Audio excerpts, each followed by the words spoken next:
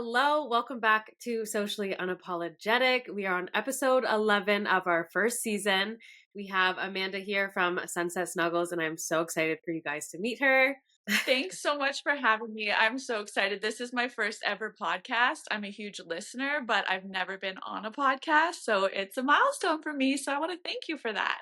Oh, I love that. And for anybody that watches my podcast on YouTube, you know that I always am in these blankets, and Amanda it is from Sunset Snuggles. So I'm excited to have her Yep. here today, and it was so on brand. And you can see her robe is very socially broke, very socially unapologetic. So I am so excited. Amanda, I start Thanks. all of my podcasts with a two truths and one lie. I like to put my guests on the spot, kind of get them, the audience to get to know them. So I'll get you to tell any two truths and a lie about any part of your life, personal, business, whatever it may be. And then at the end, we will circle back and then people can kind of get to know you throughout the whole podcast and then have a chance to guess. And then I will guess and we will kind of go from there. Okay, I'm so bad at these. Okay, because I can never think of lies. I know. Okay, so number one, an influencer has threatened to sue me before for something I didn't do. Number two, I have never fainted. And number three, my first year at Sunset Snuggles was the biggest sales year of all the years. Okay, perfect. I love it. I love it. I like that kind of leads us into a bit about who Sunset Snuggles is, what it is, who you are. So if you kind of want to tell the audience about yourself, your life as an entrepreneur, and then a bit about Sunset Snuggles. Absolutely. I'm Amanda. I'm a mom. I have 2 kids, a dog, a husband. I live in Abbotsford, Canada, which is about an hour from Vancouver. My background is in accounting. I'm a CPA, and I've been working in the fireworks distribution industry for most of my career. And then during COVID, I was a young mom and life was like really different. And I had a lot of time on my hands, and I really loved cozy blankets and like keeping my kids really cozy when they were little. And I would rock them to sleep every night, and like that would take a long time. So I had a lot of time to think. And I decided to do this. I decided to find a manufacturer of the brand that I really liked and start making samples and doing like a little online Instagram business. And that was 4 years ago.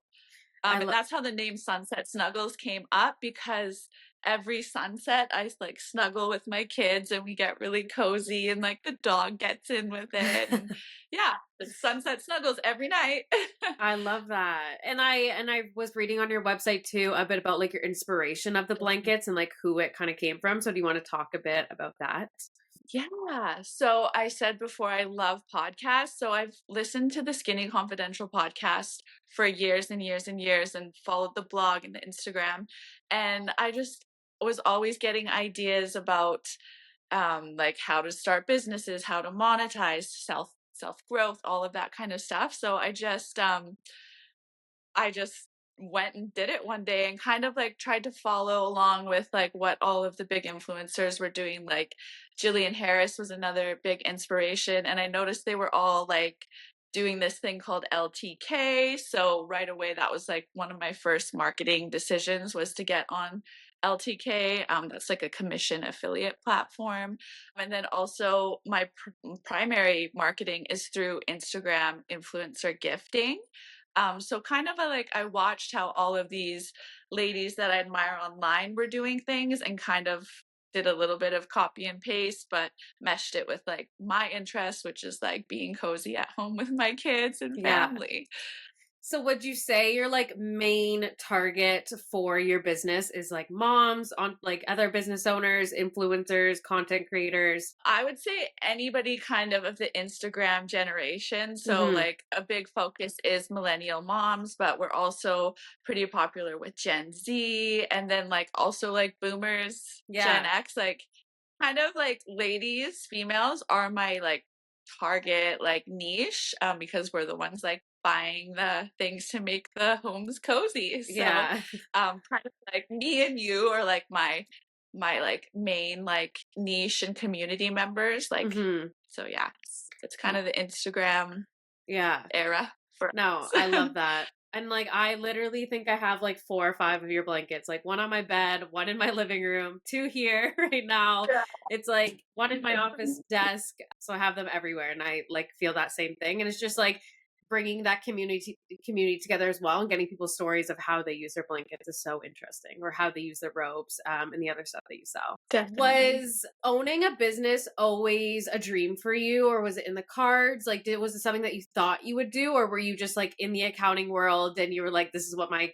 career is going to be? Yeah. So yes and no. I'm definitely entrepreneurial. Like grew up like on like family farm, like working and like I work. My fireworks business is actually my husband's family's business. So I've always been really ingrained in running the businesses, but doing Sunset Snuggles was partially like a creative outlet because accounting is like something I'm probably good at but don't really enjoy, and it's like Hmm. very draining and taxing, and I just wanted to do something creative and fun and like use my business knowledge and also do something that I enjoy. Like it's almost like a hobby to me, but it is like a business, of course, but I enjoy it like it's a Yeah. hobby. So are you still in the accounting world? Like you still do that during the day or whatever, and then you still have I this on the do. side? Yes, I do. I mesh them together, and actually, because I my full-time job in accounting is through our family business, the distribution of Sunset Snuggle is fully through that business. So I do all the creation, the marketing, the branding, all of that. But in terms of fulfillment and warehousing, that goes through my family business that I manage. Hmm. So I kind of brought both together. That's amazing. I love that. I think that's such an interesting story because you're juggling momhood, the accounting side of the business, and then also having that like passion job, or that, like you said, a hobby that you can kind Yeah. of bring in that still brings you that income. I know. I feel really lucky. It does get a little bit busy, especially because this was founded during COVID, where like we stayed home and my kids were really little.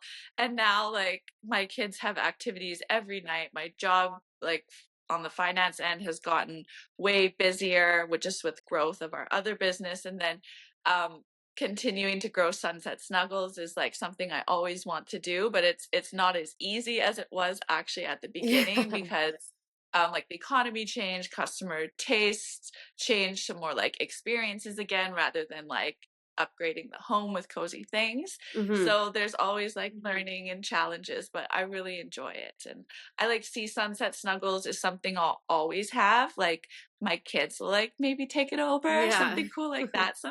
So yeah, I love it so much. It's so fun. Or even just from when we first met through social media, seeing like with the way your business has grown so much on social media, and the way that you've like built a community and the followers, and like the way that you kind of like projected it is so amazing. And just even seeing like your inventory and new things coming out, like I'm always like, oh my god, I need everything.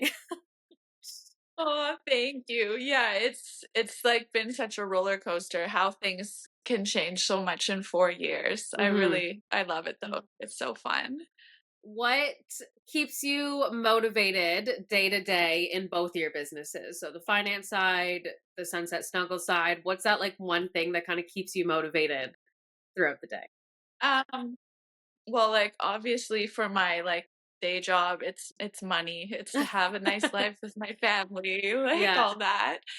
We love traveling. We do a lot of traveling. I have a lot of travel plans coming up for the year. amazing. And then in terms of Sunset Snuggles, like, just creating cute stuff that I wanna wear. Like, I'm wearing my pajama pants. As soon as I come home, they go on. I, like, wake up, I put on the robe, I, like, wear it at my desk all day. So, like, I genuinely am motivated to just like make really cute things that are comfortable and quality and like people can't really get anywhere else. So Hmm. yeah, I love the creative aspect of it. Yeah, and I think it's awesome too when you create a product that you're so passionate about and people see you, the owner, like representing it all the time. Like I know in like videos I've seen you online, like you're wearing the robes and you're like always having that. It also shows people your passion behind the brand as well, right? Absolutely. I'm selfish. I created this for me. It was just like I wanted these things and they were hard to find or like really, really expensive. So yeah, I love what I make. Yeah. Especially in like being a Canadian owned business as well, I think like having that, we always see things on like TikTok or Instagram and they're all like in Target or in like places in the States and you're like, how am I supposed to get that? So it's nice to have like Canadian based businesses too that you're supporting and kind of having that connection because I feel like that's hard to do and to find. Absolutely. Yeah, definitely. The Canadians definitely support so Yeah. well. Like that's the majority of our business and sales is within Canada. Like I do sell into the US and love the US. I'm like literally looking out the windows at the US right now. Yeah. I'm actually a quarter American. My maternal grandmother was from Oh. Washington State. So Canada and US are both amazing markets, but the local business support in our community is really, really strong, and I feel really blessed for that. Yeah, that's amazing. That kind of like leads me into my next question of like what sets your business, so what we'll talk about like Sunset Snuggles, what sets that apart from your competitors? I think a lot of it is just like me being like so involved in the day to day. Like every decision basically is made by me. Every item is designed by me. Like I just it's my passion. Mhm. So and then also like I can so I have moved slow in the past just because of, other things, but I can also move really fast. Like I just decided last week like I'm doing an influencer pajama collab and hopefully it'll be out within like 2 months. Mhm. So, yeah, it's like nice to be able to like be a little bit more personal with the brand and then also be able to just like make decisions and do them really fast. Yeah. That's one key thing is like don't overthink everything. I have to get over that. Like, when I started this, I didn't. I just like wrote out a document of like what I was going to sell, who I was going to sell it to, how I was going to do that. I just like did it. Like, there was no, oh, I need to wait for this, or I need to like plan this, or like maybe next season. It was like, okay, I'm doing this. Like, boom. Yeah. I like made the decision like, to start it in October, and I started sales on like December 22nd of that year, and then had like my own collection launch the next like March 1st. So it went really fast. Yeah. No, that's It's amazing. good. And I think that that's like inspiring for people and a lot of people that listen to my podcast are people that are either like entrepreneurs themselves or like aspiring entrepreneurs. So it's good to hear different sides of people's stories because I always say to my clients as well, it's just like you have to start. Like there has to be a start and you learn from the mistakes as Mhm. you go, but you will never start if you try to be perfect because nothing is perfect in this world and you will That's never be that is perfect. so true. Yeah. So true. 100%. I I want to talk a totally bit agree. about your marketing and kind of like your marketing, like how you kind of began with your marketing for your business. You said it was like on social media Yeah. and then talking about like your collaborations with the influencers and stuff like that. So when you first started, what was your kind of idea in the marketing world? Like, how did you kind of see yourself with your business? I thought that it would be a mixture of like organic social media as well as I thought the affiliate world was going to be like it Hmm. with like to know it, the platform my brand is on. And I quickly learned that affiliate like it's great, but it's definitely not going to be like the only way I can run a Yeah. business. Um and I'm like a little bit unconventional. Like the majority of my following is through giveaways. Hmm. So it's like really hard to create organic social media at the same time as doing giveaways because like the giveaways get so much engagement. So like I would love to if I had a lot of time and whatnot to like do a lot of my own social media, but it's just so much easier and more fun, I think, for the community to have giveaways all the time. Hmm. And I know it's not like the best strategy, but it's worked for me. Yeah. And like I have a lot of giveaway winners that become customers, and like we get like a lot of people who are like, they're interested in enough to like tag people to like try and get the product. So like they're not totally uninterested Yeah. followers. So yeah, giveaways are a strange thing, but they work really well for me. And then influencer gifting is a big part of my strategy. in the beginning, like, people thought I was crazy, like, my family's like, "So you're gonna just send free product to influencers you don't know, and then you're gonna post it and then, like, make sales?" And I was like, "Yeah, like, this is how it works nowadays." They're like, "Okay, like, alright, sure, whatever you say, Amanda." Yeah. And I remember one day, this, local influencer, Jade Brittany, she posted my leopard blanket, and, like, it was in the morning, and all of a sudden, like, I heard the cha-ching, and then I heard it again, and then there was, like, 7, and I was like, "7 sales in, like, an hour? What in the world? Like, I'm not crazy, I can do this." Yeah. So, that was, like, very early on, and it has changed so much in the 4 years that I've been here, like, in the beginning, there's, like, certain influencers, they would post, and it would be, like a five-figure sales day, and that same influencer posts now and there's literally $0. Like, Yeah. it's so strange. So it's Mhm. like influencer gifting is like gambling basically, but it has worked really well for me, and it's like helped me build a really nice community as well. Like, Yeah. my influencers are so supportive that I continue to work with. So Yeah. I feel really lucky. No, that's amazing. What to you is your definition of success? I always ask all of my guests this because I think everybody has a different definition of success. So I would love to hear what success means to you. Honestly, it's happiness, like, just being happy with your life that you're doing, because like, work is a lot of your life, for most people, and if you hate what you're doing, like, it's gonna drag you down in every other aspect of your life. Yeah. So that's, like, part of the reason why I do this is because this is fun for me, so, part of my work every day is really fun, so that's, like, the most important thing, I think. Yeah, I Is love like, that. just be happy, like, make sure what you're doing is what's actually makes you happy, because Yeah. you can change it. Only you are in control of that. You can change what makes you happy and what doesn't by making different choices for yourself. No, that's so true. What do you wish you had known when you first started your business? I know we kind of talked about that with like the influencer side, but something that you wish you had known like then that you now Well, marketing is the hardest part. know? I didn't know it would be the hardest part, but it is the hardest part. Yeah. And I do think like my marketing has to evolve, and I'm like trying to think like, should I take courses? Should I hire consultants? I don't know. That's the hardest part is like knowing what's going to be the best way to market, because like if you can't market your amazing product, like you can't keep going, right? Like, I think Yeah. I have amazing products and like word of mouth is amazing and what I'm doing is working. But like, if I want to continue to grow, I do know I need to evolve my marketing. And I'm like an accountant. I don't know a lot about Yeah. marketing. So I do need to work Yeah. on that. But there's awesome people like you who I'm sure can help me. Yeah, I mean, I think marketing in itself is always the biggest obstacle for a lot of business owners because it's like, where do you start? There's so many aspects of marketing. Like, marketing is a huge umbrella, and it's like, what one do you go to first? Where do you start?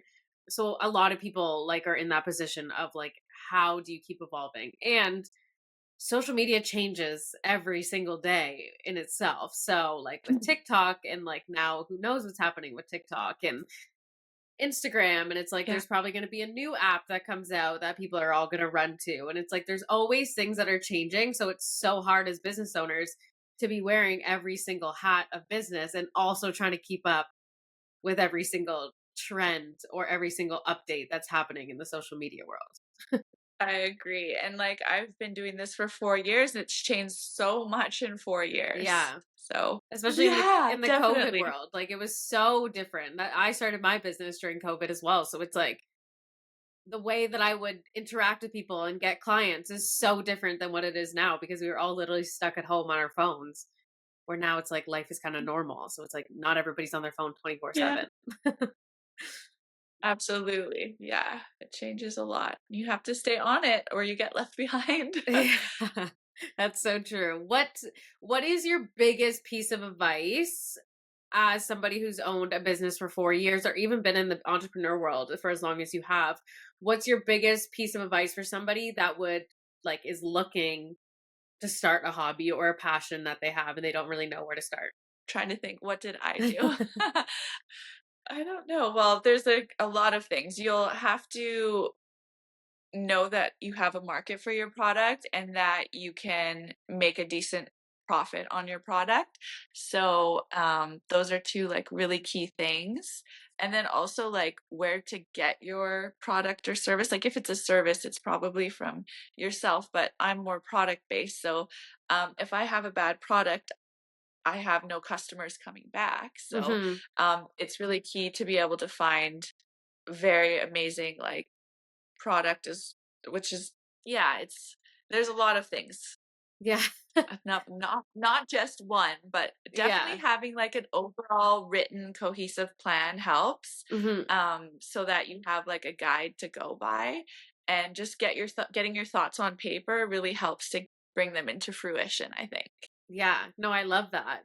And like when you like I just want to go back to like the process of when you bring in the products like the blankets and the robes and the pajamas, like when you order these things, like what does the process look for you? Like you get the samples and like what's like kind of going through your head when you're getting these samples, like the product quality, etc. Yeah, so at the beginning, like I wanted to make sure I found the best factories that were making like the actual brands that I like. So I would do like these reverse searches on their bill of ladings to find their suppliers. And then I Google the suppliers, find them, and then I always ask what their minimum order quantities are because that can be like a really high barrier to entry as the costs get really high with high minimums. And then I ask them to send me samples, and then when the samples arrive, it's like the happiest day ever. And then I try them all on. I actually like wear the samples, wash the samples, use the samples in my house, like let my dogs be around the blankets, like Hmm. wash them on all like different settings and whatnot because they're textiles. And then typically I won't just go to like one factory, I'll go to multiple and then compare them. Like I'll Hmm. like blindfold my husband and like make him touch blankets and like, You're like, what which about one's this one? better? What about that one? Like, yeah. And then like I'll make sure I find the best quality one, and then we'll work on like negotiating the prices. And I've been able to actually negotiate down all of my MOQs, which Hmm. is good. Like, so that's like a really good tip if you're looking for products. They usually will have some room on the minimum orders, which is really nice, like as a new brand, not to have to commit so much at once. Yeah. And then also once I love a product, then I'll like lend some to my friends, or like at the beginning I would give my samples to influencers and Hmm. like get their feedback as well. And then once I know it's like a good product that like washes well and is super comfortable, then we figure out what we're going to do design wise. In the past, I've used Fiverr for designers, I've used local designers. Sometimes the factories will have designers. Oftentimes, I'll like hand draw stuff and then they'll digitize it.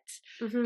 And then we'll get a sample, they'll express ship it out, and I'll approve it. Sometimes I'll even approve it if I'm in a huge rush over video calls, like just if it's like a color or a pattern thing, Yeah. and I already know like the physical product's good. And then we draw up a purchase order and I sign it, and then usually send like a 30 to 50% deposit Hmm. over via wire transfer, and they get working on it. I typically ask for like videos of production and quality control. And then also through my business that I work for, like for my finance job, we have an office in China, and then I will send a staff member to do quality control as well. And then typically things ship over on like ocean. So that takes like 2 to 3 weeks to get them here. And then I'm like ready to sell them and put them on the website. I'm so excited for everybody to see them. So usually that like whole process will take at least like 3 months, maybe more, Okay. depending. No, I love that. I love that Yeah. you kind of touched on all that because I think that's so important, especially for people that are thinking about the product based world in itself, like to know that whole process. And it's amazing too that like you put so much time and care into like washing it and like making sure you're wearing it. And like sometimes when people think of like product based, like they're not it's just like sales. Like it's just like let's just keep pumping out things to get that inventory and get that money and like get that flowing. So it's nice to hear that like the love and care that's going into it. It's not just like pumping out products just to pump it out. You're actually like taking the time to make sure that the quality is there because yeah, like you don't want to be like buying a blanket and then put in the wash once and you're like, okay, I can never use it again because I did it wrong. Mhm. So that's Yeah. amazing. I love that you touch on that whole process because that's important to know. Like it's not just a 2 week process; it's a 3 month process that you take in order to get that product out. Yeah, definitely. That's one of the things about like a owner managed brand is like if I had bad products, I would be so embarrassed. Like Yeah, I love my products. Like yeah, this is what I do. Like my first customers were always my friends and family, so it would be just like really embarrassing to me. I love yeah, yeah, I love cozy stuff and I would be like sad if I bought something I was super excited about and it was like garbage. Like yeah, we all get disappointed with Amazon every now and yeah. then. I don't want to be like that. Yeah, yeah, it's so true. No, it's so true. Well, I can attest that I literally love the blankets. Like this one is one of my favorites. Um, That's so amazing. who is an inspiration to you when it comes to entrepreneurship? I always love to ask this question for people to kind of get that like inspo of who to listen to in podcasts, whether it's a podcast, another entrepreneur, an Instagram, whatever it may be, who is like that big inspiration to you. I mentioned it before, but it's definitely the Skinny Confidential. I just I've been following that since it was a blog, like probably a decade, and just to see someone like talk the talk, walk the walk, and like rise through the ranks and go from like a silly little blog to like a silly little Instagram to like a big product line empire, like flying private everywhere they go, like a huge team, like creating jobs for all your friends and family, Hmm. and like developing like products that aren't really out there or very accessible, and like staying true to yourself, like keeping it all pink and cute and girly. Yeah. That's like my biggest inspo out there. Like I listen to that podcast all the time. Like it's just that was probably my number one inspiration. And I've been able to send her my items before through like an agency I was using. I don't know if she actually I have seen her wearing Oh, the robe before, wow. which like made me so happy. Like I didn't Yeah. get anything out of it other than just like pure joy. Yeah, yeah. That's amazing Yeah. though. I love that. It's like a full circle moment. Mhm. Yeah. Totally. Okay, well, Amanda, thank you so much for coming on the podcast. I want to circle back to our two truths and one lie now that we've kind of dove Yeah. into your Uh-huh. life. So, if you can remember them, do you want to restate them and then I will guess? Yeah. Okay, so it is true that an influencer threatened to sue me over something I didn't do. It Oh was no. wild, like I was so scared. Like it was yeah, super crazy. Um and it's a lie that I've never fainted. I've fainted dozens of times. Oh It's no. crazy. Like the last time I ended it was in a fancy restaurant. I like peed myself and vomited all over as I No. fainted. Like it was so bad. And the No. time before that it was like hospital, but and then the other one was that my first year of business was not the best financially, and actually my first year, because it was during COVID, I've never been like able to beat the sales of my first year, which is Wow. crazy. I've only been in here for 4 years and Yeah. it's not like drastically lower, but that first year was just such a golden year with COVID and Yeah. everything was weird and different. Yeah. And everybody needed cozy blankets to feel good about life, I guess. Yeah, that was really the only thing we had at home, I guess. If you wanted, you couldn't leave, so you might as well feel cute at home. Yeah. That's amazing. Okay, well, thank you again so much for coming on. I'm so happy to be your first podcast that you were a guest on, and we will chat later. Awesome. Thank you so much, Brooke.